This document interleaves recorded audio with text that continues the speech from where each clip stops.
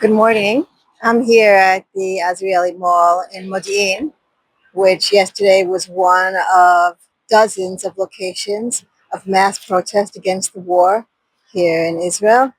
An estimated 2.5 million Israelis took part in protests yesterday, culminating in approximately 400,000 people getting to Tel Aviv to support the hostages and the hostage families in a march from the train station Tasha Square to Begin.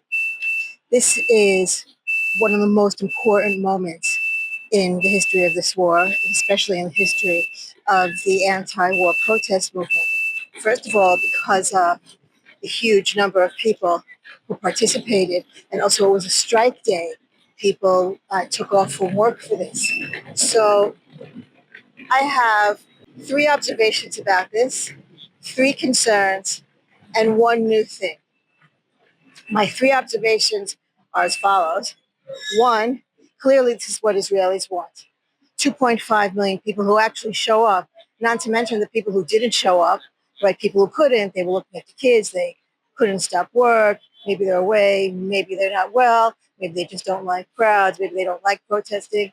2.5 million people who showed up in a country of 10 million is not insignificant. And it matches with current polling data, which suggests that upward of 80% of the population wants this, wants the war to end and all the hostages to come back in a negotiated ceasefire, in one PMI, in one step, in one action. Just do it all, whatever it takes. Get the hostages back, get the ceasefire, do it all right now. This is what most Israelis want. So that's number one. Number two, this is clearly what the hostage families want. Okay, so, a lot of times when I post things about how we should end the war. Some people, especially people outside of Israel, are like, well, don't you care about the hostages? And it's like, yes, I precisely care about the hostages. This is what the hostages and the hostage families are demanding. This is what they want. If you care about the hostages, listen to the hostage families. And what they're saying is that this war is killing them. The war is killing hostages, which of course we have backed up in numbers also. People are like, oh, we have to continue the war to the end for the hostages. This war has never been about the hostages. This war has not succeeded in getting back hostages, saving hostages. In the 2 years of the war, you know how many hostages came back through some kind of, heroic military, whatever? 8 out of 250. You know how many were killed as a result of IDF Israeli actions? 41, according to hostage families. And you know how many came back through a negotiated ceasefire? 150, which tells us very, very clearly the only way to get hostages back is through a negotiated ceasefire. This is what the hostage families are saying. The hostage families and the former hostages, released hostages, are also saying that military actions are terrifying for them. Military actions are bad for them. That where the terrorists are, also famine and starvation are bad for hostages too. When Israel starves the people of Gaza, Israel is also starving hostages. And this is what hostages, returned hostages, are saying. So, number one, this is what the people of Israel want. Over 80% want. Number two, this is what the hostage families want. And number three, the government doesn't seem to care. The government is acting in direct violation of the will of the people. The government is acting against the will of the people. You know who also said this? Dr. Dalia Shenlin. She's one of the most prominent Israeli pollsters. I interviewed her on my podcast maybe 6 months ago, and she said very, very clearly, the Netanyahu government is acting against the will of the people. We need to understand this clearly. It's not that hard to imagine because, Netanyahu is a follower of fascist dictatorship policies in many ways. He's a Trump acolyte and all of that, or maybe Trump's a Bibi acolyte. I don't know. But you should listen to the podcast and listen to Dalia Shenlin explain this, that this government is acting against the will of the people. Which, by the way, also says that just because people elect a leader in a democracy, it doesn't mean that they agree with everything that the leader does, and also doesn't mean they deserve to be punished for what that leader is doing, which goes to arguments about for people who say, yeah, well, the people of Gaza deserve whatever comes to them because they elected Hamas. And anyway, so those are my three observations. I also have three concerns. My three concerns have to do with one, democracy, two, the place of Palestinians, and three, the future vision for this country. So, what is my concern about democracy? Well, exactly this, that the government doesn't seem to understand that it is the government of all people. Democracy used to be a system in which an elected government was the government of all the people and had some obligation to be the government of all the people. But since 2016, the world has shifted, concepts of democracy have shifted, and now it seems to be legitimate for government in power to think that it's only a government of its loyalists, and that everyone who is not a loyalist is bait, is the enemy of the state, can be blacklisted, can be arrested, can be demeaned and fired from their jobs, maybe even hung. Remember January 6th and what Trump tried to do to Pence? So, we're seeing a lot of this. We're seeing it here in Israel, and certainly this government is not silent at all. So yesterday we were hearing a lot of this. We've been hearing it throughout. We heard Miri Regev many months ago dismiss the entire hostage family protest as noise, something that her whole purpose was not to pay attention to. Yesterday we heard the same thing from Ben Greer, where he said we will not let these anarchist protesters dictate to us what to do. In other words, it was defiance against 2.5 million Israelis. I mean, there wasn't even a thought that, oh, these people are people who you're supposed to protect. It's that these are the people that we have to protect our people from, so that the protesters became enemies of the state. So we saw some serious violence from the police against protesters yesterday. There's some footage about that going around. So, we're hearing this all the time. In last week's cabinet meeting, when the government decided that they're just going and conquer Gaza City, whatever that even means, despite the fact that the country is totally against that at this point, people brought it up in the cabinet meeting. Somebody said, what about public opinion? And what about world opinion? And Bibi Netanyahu pretty much said, he literally just said, don't worry, I'll take care of it. Meaning that there's no thought which says, oh, the people who are out there opposing our actions are also citizens, right? They're people that we're supposed to protect. It is no, there are people we have to dismiss and squash and silence in whatever ways that is. When Netanyahu says, well, take care of it, what does that mean? Well, we know some of what it means. It means he's going to put together his spin machine and his lying. And, we see a lot of that. Another thing really terrifying is that that ministers keep calling protesters Hamas supporters. Could you imagine such a thing?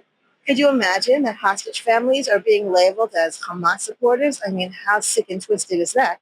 But that's part of this very new democracy that we're living in which as soon as someone is critical of the government, they are deemed akin to Hamas. My second concern is, of course, the place of the Palestinians. Because the message of the protest yesterday was very much end the war, get out of Gaza, get a ceasefire going. It was mostly a completely Israeli perspective. There was very little leadership language about Palestinian perspectives, about how we should also be getting out of Gaza because what we're doing in Gaza to the Palestinian people is completely immoral. There was none of that. No talk about war crimes, certainly no mention of genocide, not at least in official channels. There were certainly corners in that 2.5 million people. There were many corners of places where those were parts of the protest. Yes, my friend Adir Go from the Daily File, she was collecting yesterday locations where that was the message. But again, it wasn't the mainstream message. And so that raises a lot of questions for me about whether or not this protest movement is about deeper change, about root cause change.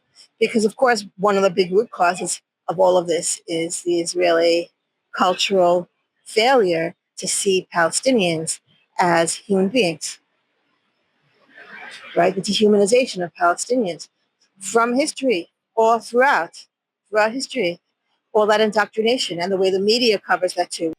So this is a reality. And the question is this protest movement addressing that? And so that's not clear. So that's a very big worry for me about what this all means. I can have some hope that something is shifting because I'll tell you what gives me hope is that some of the strongest voices to stop doing what we're doing to Palestinians in Gaza are coming from hostage families. We saw this at the Democratic National Convention last year. when John Holland Goldberg stood up there in front of all the Democratic Party that refused to allow Palestinians to speak at the convention.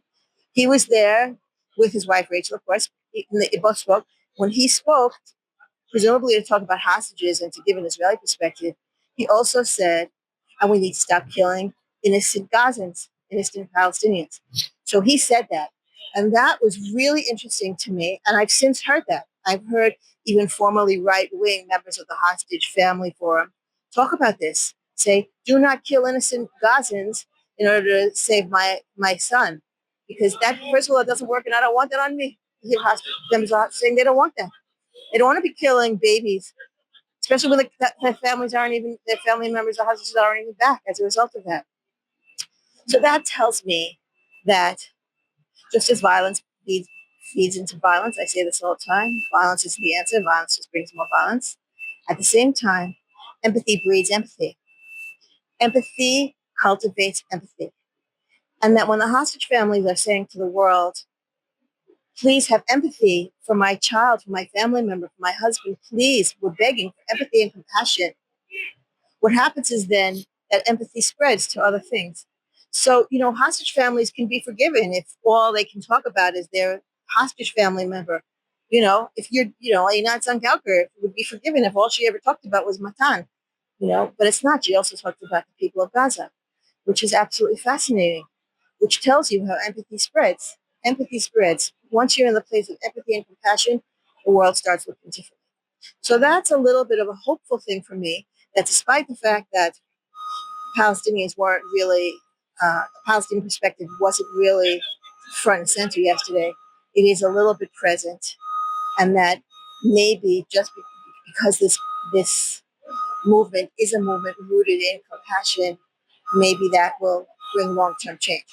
But this, of course, brings me to my third concern. And my third concern is, where is this all going, especially politically? If you have 2.5 million people agreeing on a thing that is not being represented by the government, presumably that should translate into some kind of political power, especially since if it doesn't translate into political power, then it's powerful at all. And it's troubling, especially because we're seeing some really, really bad polling, especially since the Iran war. We're seeing Bibi Netanyahu up there on top of the polls, that he would get either the number one party, possibly the number two next to Bennett. I mean, his popularity is still up there. And actually, Dali Chapman has an analysis of that too. She wrote last week in Haaretz. She talks about this, how people don't like Netanyahu necessarily and don't agree with him, but somehow sometimes when he comes out with some kind of like strong bullying kind of I'm your protector kind of stance, somehow some people still support that. Some kind of like really deep contradiction she's pointing out. It's really hard to fathom. It's really hard to wrap your head around, but something really strange is happening. And not only that, but when you look at the polls, and the channel 11, Con 11 had a picture of this that I shared on social media last week, of all the top parties that would get into power. It's 12 or 13 parties. They are all headed by men. A whole bunch of them are generals. A whole bunch of them are rabbis. There isn't a single party out there headed by a woman. There's only one party, besides the Arab parties, there's only one party that can be considered on the left, which is the Yair Golan Democratic Party, which is the only one that would that said it would cooperate with Arabs.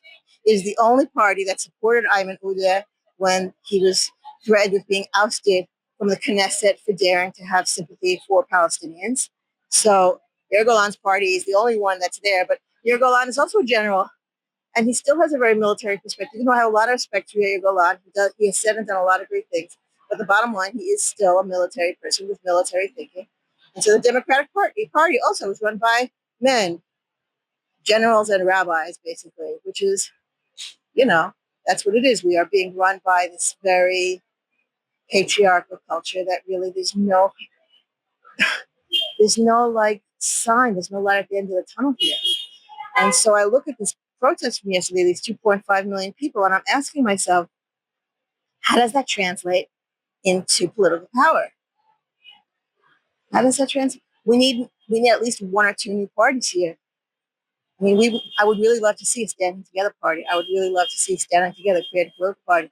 In my opinion, that might change things. Certainly, there should be something here which is different, which is not run by generals, which is not run by all men, not run by rabbis, not run by any patriarchal system. We need that. So right now, it's not yet on the horizon. So those are my three concerns. And then I said, there's one new thing. What's the new thing? Yesterday, we heard of a new strategy for this protest movement, and that is the strategy of the wallet. Stop shopping. I felt that very strongly actually when I was in the mall and people are protesting in the mall while other people are like go shopping, and it was like weird. The whole point of the protest movement was that we need to stop everything. It was a strike day because the message was we need to stop everything. These poor people who are suffering in Gaza. It's just crazy that we're just going life as normal. So yesterday started a new campaign for people to just stop shopping except for like food and necessities. And apparently, yesterday there was a 5.5% reduction in people using their credit cards, which could be something or it could be nothing. You know, I'd like to think that it's maybe something, but this government also doesn't necessarily even seem to care about the economy. I mean, this war has been absolutely appalling for the Israeli economy. Israeli credit ratings and budgets and the costs are like insane. And, all kinds of boycotts, economic boycotts. I mean, but this government doesn't even seem to care about that, which defies logic. It defies, political common sense. So who knows? But anyway, that's a new thing. So I'm going to try to participate in that too because we got to stop everything. We got to end this. We just got to end it. Anyway, so yesterday was a source of hope a little bit, but I don't even want to say I'm cautiously optimistic. I would say I'm cautious and almost at optimistic, but I'm not quite at optimistic yet. But feeling a little energized. Yesterday was a little bit energizing.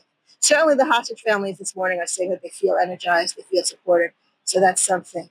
And apparently, the hostages listen to all this. All the hostages who returned all said that they listen to Israeli radio, they sometimes watch Israeli television. They feel very, very energized by all this. So there's that. So that's something good.